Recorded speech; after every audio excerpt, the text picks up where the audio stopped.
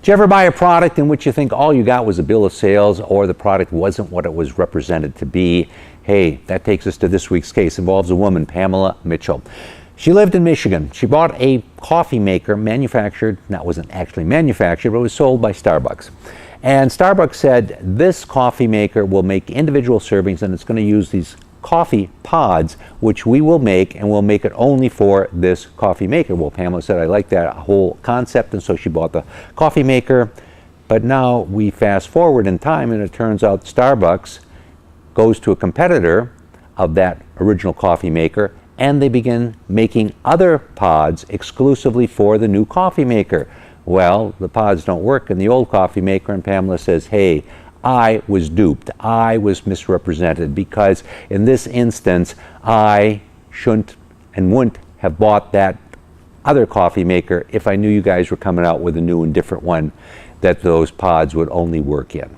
So she tried to work some kind of a deal with Starbucks, saying, hey, you guys misrepresented to me what this was going to be, and Starbucks said no. What did she do? She then found an attorney and sued Starbucks. After 2.5 years of litigation, Starbucks finally agreed that they would make a settlement with her, and they paid her $250. That was $100 for the coffee pot that she originally purchased, plus $150 for the hassle that she had to go through as a result of their misrepresentation, or at least alleged misrepresentation. So my question to you is, how can this happen? How can somebody go forward 2.5 years into federal litigation and pay an attorney and get only $250? Well, the point is, she didn't pay her attorney. Why not? Because under the law in which she sued, there was an opportunity for her attorney to be paid attorney's fees if he was successful in this case. His last name was McCarthy. Now, Mr. McCarthy was successful in this, and he is petitioning the court, and did petition the court for attorney's fees, and it's thought the attorney's fees may be as much as $175,000. Okay.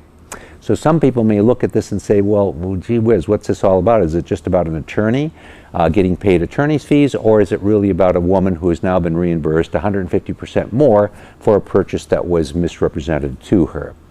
Well, you have to decide at the end of the day what the case is about. But how the statute is designed is that somebody who may have a legitimate consumer complaint does have the ability to bring that claim if they can find an attorney to handle that case. But finding an attorney to handle that case can be somewhat difficult, especially if not willing to pay couple $100,000 in attorney's fees. In this instance, she was able to find an attorney. He rolled the dice with her, and he agreed that he would only be paid under the terms of the statute, and that meant he had to be successful. It turned out pretty well for both parties, but when you're trying to hire an attorney in this manner, it sometimes can be very difficult, because you have to find somebody who is willing to roll the dice with you. Okay, we bring you this case as we bring you cases every week, so you understand how the law works. I'm David Allen.